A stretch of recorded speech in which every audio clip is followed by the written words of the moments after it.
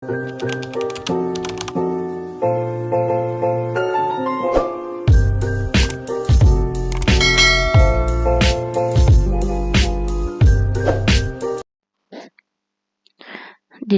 Mafia Tampan bab 80.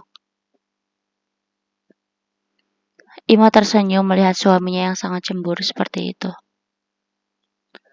"Kok kamu malah senyum?" tanya Nick.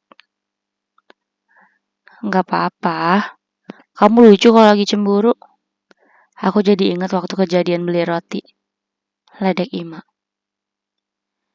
Nick langsung salah tingkah. "Beli roti apa? Emang aku ngapain?" tanyanya. Ia masih belum mau mengaku.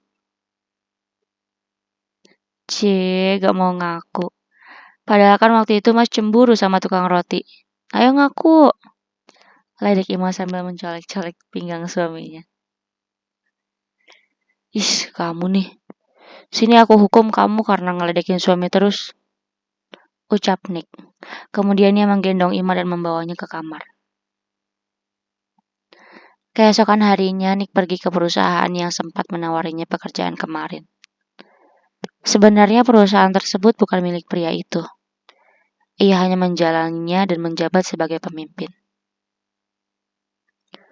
"Selamat pagi, saya mau bertemu dengan Pak Jamal," ucap Nick pada resepsionis. Beruntung penampilan Nick cukup meyakinkan, sehingga resepsionis tersebut memperlakukannya dengan baik.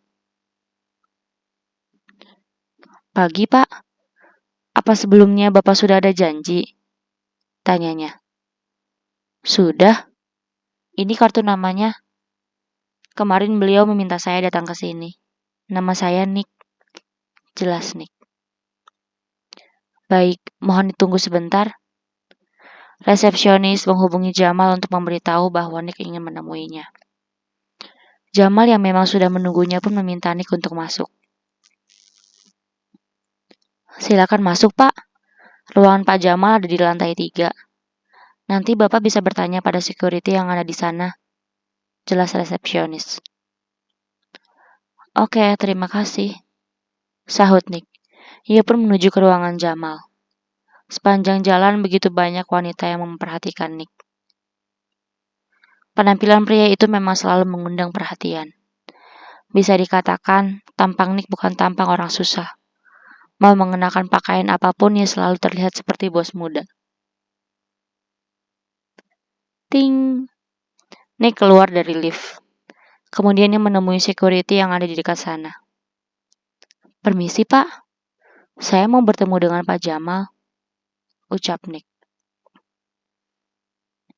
Dalam kondisinya saat ini, ia rela bersikap rendah hati. Padahal perusahaan yang ia miliki jauh lebih besar. Namun Nick sadar, saat ini dirinya memang hanya calon pegawai. Saat ini dirinya memang hanya calon pegawai biasa di kantor tersebut. "Oh, ruangannya di sebelah sana, Pak," ucap security. Ia pun menunjukkan ruangan Jamal. "Baik, terima kasih," sahut Nick. Akhirnya Nick pun berjalan ke arah yang ditunjuk oleh security tadi. Hari ini ia mengenakan kemeja hitam yang digulung hingga siku. Sedangkan celana yang ia pakai berwarna abu, membuat penampilan pria itu begitu mempesona. "Wih, klien Pak Jamal keren banget. Gak pakai jas aja damage-nya kayak gitu. Apalagi kalau pakai jas," gumam salah seorang staf yang melihat Nick. "Pak Jamal ada?" tanya Nick pada sekretaris yang ada di depan ruangan Jamal. Sebagai orang biasa menjadi bos, ia paham bagaimana sopan santun ketika memasuki kantor orang lain. "Ada, Pak. Silakan masuk," ucap sekretaris Jamal. Ia sudah diinfokan mengenai kehadiran Nick, sehingga dirinya langsung menyambut Nick ketika pria itu datang ke ruangannya. Sekretaris itu pun mengetuk pintu Jamal. Kemudian mereka dipersilakan masuk. "Silakan, Pak," ucap sekretaris. "Terima kasih," jawab Nick. Akhirnya ia pun masuk ke ruangan tersebut. Wah, selamat datang Mas Nick, ucap pria itu. Sebelumnya mereka sudah berkenalan kemarin. Assalamualaikum Pak, ucap Nick. Waalaikumsalam, silakan duduk Mas. Pria itu menyambut Nick dengan begitu hangat. Mereka pun berbincang-bincang sesaat, kemudian pria itu memberikan sebuah dokumen dan meminta Nick untuk menganalisanya. Bagaimana menurut Anda mengenai laporan ini? Tanyanya. Nick pun membaca dokumen tersebut.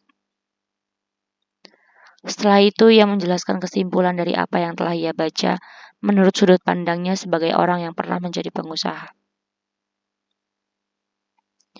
Jamal tersenyum mendengar penjelasan Nick. Sepertinya saya tidak salah memilih orang, ucapnya. Ia senang karena ternyata Nick memang sesuai dengan ekspektasinya. Jika orang yang belum berpengalaman atau tidak jenius seperti Nick, mungkin tidak akan dapat menjelaskan seperti apa yang Nick jelaskan. Namun beruntung Nick sangat kompeten, sehingga penjelasannya sudah seperti seorang pembisnis hebat. Nick memang selalu seperti itu jika sudah berhubungan dengan bisnis.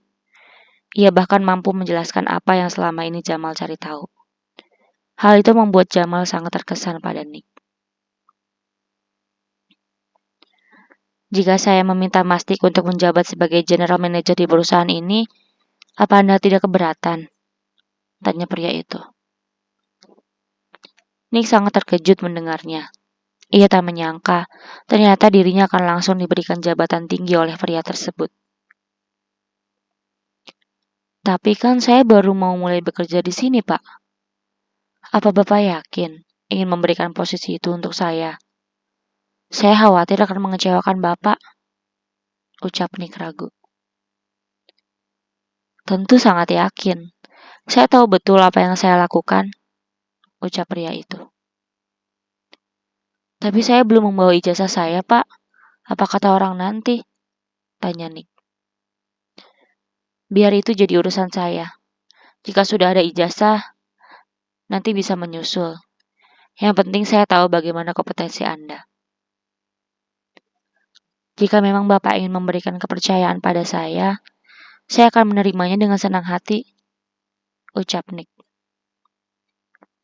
Tentu saja ia sangat senang. Dengan jabatan barunya itu, ia bisa segera mengajak Ima pindah dari rumah kontrakannya saat ini. Sebab ia tidak ingin istrinya tersebut semakin digoda oleh pria lain. Alhamdulillah, syukurlah kalau begitu. Selamat bergabung di perusahaan kami ya, Mas. Nanti saya akan hubungi pihak HRD untuk mengurus kontraknya, ucap Jamal. Ia senang karena Nick mau menerimanya. Terima kasih, Pak. Kalau begitu, mari saya antar ke ruangannya. Kebetulan JM di perusahaan ini baru saja dipecat, ucap Jamal. Nick tidak menanyakan alasan pemecatan general manager tersebut. Ia yakin pasti ada alasan kuat dan dirinya tidak ingin terlalu kepo. Nanti siang saya akan mengadakan rapat dengan para manajer yang lain untuk memperkenalkan Anda sebagai GM baru di perusahaan ini, ucap Jamal. Ia sangat bangga bisa mempekerjakan orang seperti Nick. Akhirnya Nick pun mulai bekerja di perusahaan tersebut hari itu juga. Sebagai GM, Nick sangat dihormati oleh para staf lain, sehingga tidak ada yang berani mendekatinya meski mereka begitu tertarik pada Nick. Mereka pun tidak heran jika Nick datang dan langsung menjabat, sebab penampilan Nick begitu meyakinkan. Di hari pertama perkenalan Nick dengan yang lain, cukup memberikan kesan positif. Saat meeting saja, Nick mampu bicara dengan begitu yakin. Sikapnya terlihat seperti seorang pengusaha profesional. Sehingga mereka semua percaya bahwa Nick merupakan lulusan luar negeri. Sebab sesuai dengan apa yang mereka lihat. Siang hari, meski bekerja di kantor, Nick tetap pulang untuk makan siang dengan istrinya. Saat keluar dari ruangannya, Nick bertemu dengan Jamal di lift. Selamat siang, Pak, sapa Nick. Siang. Bagaimana kalau siang ini kita makan bersama? ajak Jamal. Mohon maaf, Pak. Dengan berat hati saya harus menolaknya. Setiap makan siang saya akan pulang ke rumah untuk makan bersama istri. Sebab kami sudah terbiasa seperti itu, jawab Nick. Ia tidak malu mengatakannya, sebab memang seperti itu adanya. Para wanita yang mendengarnya pun kecewa, sebab mereka pikir Nick masih single. Oh alah, ternyata Mas Nick sangat menyayangi istrinya. Baiklah kalau begitu. Jamal pun tidak kecewa. Terima kasih, Pak. Sebagai suami tentu harus seperti itu. Sebab saya tidak ingin ada orang lain yang menaruh perhatian pada istri saya.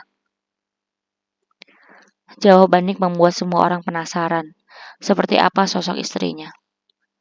Sebab Nick yang terlihat begitu sempurna itu sampai tergila-gila pada istrinya tersebut. Beberapa saat kemudian Nick sudah tiba di depan rumahnya. Namun saat ia melangkah ke depan pintu, Nick melihat ada sebuah paper bag berisi makanan digantung di pintu. Dari siapa ini? Gumam Nick kesal.